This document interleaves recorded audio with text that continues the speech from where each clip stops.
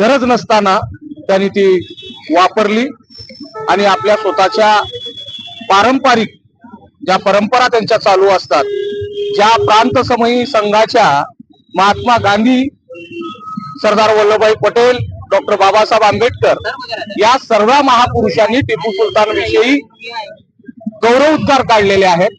भगतसिंग असतील, एपीजे अब्दुल कलामनी तर असं सांगितलं की मी जे मिसाईल तयार केलंय त्याची प्रेरणा ही टिपू सुलतान आहे. श्रंगरीचं जे मठ होतं ते पेशव्यांनी लुटलं. तिथली शारदा देवीची जी मूर्ती होती ती लुटून निघून गेली. ती मूर्ती स्थापन करण्याचं काम टिपू सुलतान यांनी केलं.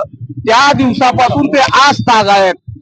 टिपू सुलतानच्या विषयी नेहमी गरज ओकण्याचं काम इथल्या संघी परंपरेनं केलेलं आहे. खर तर कालचं वक्तव्याचा मी जाहीर निषेध करतो आणि त्यांना एक चॅलेंज देतोय की इतिहासाची पानं वास्तवाच्या कसोटीवर एकदा तपासून पहा आणि तुमच्यामधला सगळे गद्दारीचा इतिहास तुमचा निघेल आणि आमच्या शहीद आणि देशाला समर्पित करणाऱ्यांच्या इतिहासामध्ये इथल्या बहुजनांचा इतिहास मोठ्या प्रमाणात असेल.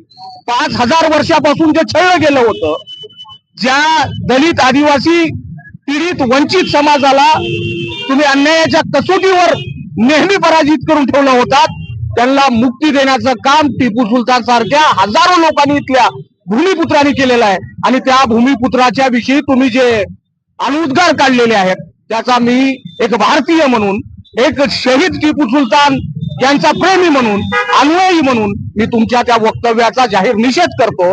आणि तुम्हाला मुख्यमंत्री पदावर राहणाऱ्या, संविधानिक पदावर असणाऱ्या व्यक्तीला जात, धर्म, पंथ, भाषा याचा भेद नसतो. तुम्ही जो भेद केलाय त्यामुळे तुमचा राजीनामा आम्ही इथं मागतोय की तुम्ही गृहमंत्री पदाचा आणि मुख्यमंत्री पदाचा तात्काळ राजीनामा दिला गेला पाहिजे. कारण तुमचं वक्तव्य एखाद्याला तुम्ही शब्दाने तुमच्या चालाकीने काहीतरी वेगळं म्हणू शकला असतात, पण तुम्ही नराधम सारखा शब्द वापरलाय आणि हा शब्द ज्या कसोटीवर टिकला जातो ती कसोटी तुमच्या संघी मानसिकतेचं दर्शन करते. म्हणून आम्ही तुमच्या संघी मुख्यमंत्री म्हणून तुमचा उल्लेख करतोय आणि तुमच्या वक्तव्याचा जाहीर निषेध करतो. धन्यवाद. उसूलों पे आँच आए तो टकराना जरूरी है, और जिंदा है अगर तो जिंदा नजर आना जरूरी है।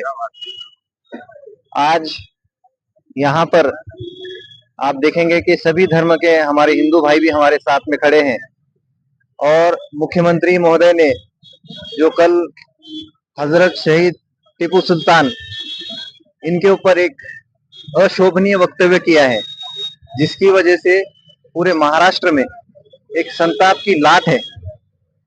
जो हजरत टीपू सुल्तान का इतिहास नहीं जानते या जानबूझकर दो समाज को लड़ाने के लिए, अपनी जिम्मेदारी से हाथ झटकने के लिए एक ऐसा वक्तव्य करना, ये मुख्यमंत्री महोदय को नहीं शोभता।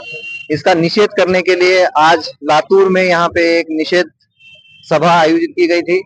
हम लातूर के सभी लोगों की तरफ से, लातूर वासियों की तरफ से मुख्यमंत्री के इस वक्तव्य का निषेध करते हैं और हम ये मांग करते हैं कि मुख्यमंत्री महोदय ने इस किए गए निषेध के ऊपर माफी, इस वक्तव्य के ऊपर माफी मांगनी चाहिए। तमाम लाखों महाराष्ट्र में टीपू प्रेमी रहते हैं, उनकी भावना इससे दुखाई गई है, इसलिए मुख्यमंत्री महोदय ने इससे माफी मांगनी चाहिए। हम राज्यपाल से निवेदन करते हैं कि मुख्यमंत्री को तंबी करे कि कोई भी ऐसे वक्तव्य ना करे जो महाराष्ट्र की प्रगति को रोक कर या डिस्टर्ब कर कर उसमें महाराष्ट्र के चलने में कोई रुकावट बन सके। इतना ही कहता हूँ।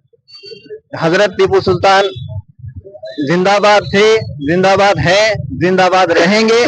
मुख्यमंत्री आपका निषेध करते हैं। मैं मेरे दो दौलफाज रोकता हूँ।